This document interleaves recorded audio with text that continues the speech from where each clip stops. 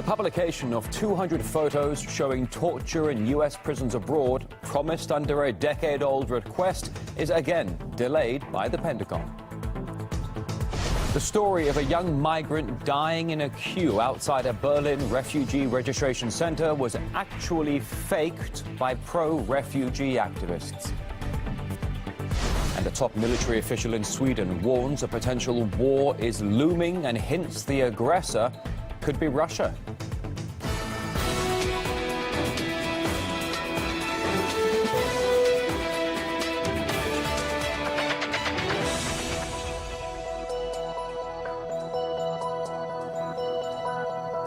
It's at midday in Moscow on this Saturday. It's RT International. Thanks for joining us. The American military has again delayed the publication of nearly 200 images of torture in U.S. prisons in Iraq and Afghanistan. They were supposed to be released on Friday under a court order. The American Civil Liberties Union requested the photographs over 10 years ago after the scandal broke out around Abu Ghraib. Back then, the media released pictures showing the abuse and humiliation of detainees at the facility in Baghdad.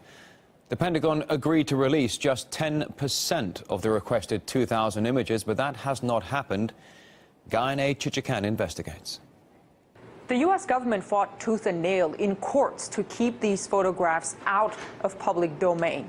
The American Civil Liberties Union requested the records under the Freedom of Information Act back in 2004. When President Obama took office, he was first for releasing the photographs. Then he quickly reversed his decision and blocked their release, arguing that the images would further inflame anti-American opinion and put U.S. troops in danger. The only danger they pose to American public is that it reveals to us what we're doing, what's being done in our name. People in Iraq already knew it. It was American people who didn't know it and who might have put a stop to it and held those officials who were responsible for the torturing accountable. So the danger is coming not from these pictures being revealed, but rather from the officials who've been responsible for the actions. President Obama tried to downplay the images. This is all back in 2009. I want to emphasize that these photos that were requested in this case are not particularly sensational,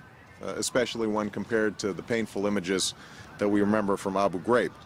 Whether or not the images are sensational will be for the public to decide, if and when they're finally made public. A U.S. District Court judge has ordered the Pentagon to release the 2,100 photos, which allegedly show abuse and mistreatment of detainees in U.S. custody. After a long legal battle, Defense Secretary Ash Carter agreed to release only 198 of them. We are yet to see even those. The ACLU says all of the photographs need to be made public, arguing that to allow the government to suppress evidence of abuse is to invite a recurrence of that abuse in the future. The CIA does not describe the tactics that it uses as torture. Instead, it refers to them as enhanced interrogation techniques. Now, what lies beneath those words was fully revealed in a Senate report a year ago. Now, here are some of the tactics that were described. Waterboarding is used to simulate drowning and induce panic.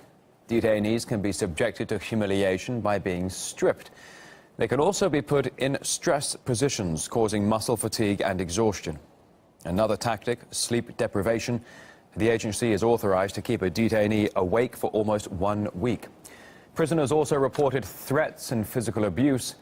And in 2014, President Barack Obama admitted that some of those tactics do indeed amount to torture. In the immediate aftermath of 9/11, we did some things that were wrong. We did a whole lot of things that were right, but we tortured some folks. The Guantanamo Bay facility in Cuba has also faced persistent claims of torture. Shakar Amar is a British resident who spent nearly 14 years at the prison without charge and without trial. We spoke to him shortly after his release in October last year. All these senators, all these congressmen, that they agree of all the methods, and they call it enhanced, technique. Let's practice that enhanced technique on you. If you are rectal feeding people, which is true, is not feeding, because we know why they are doing it. If that, not torture. What's torture?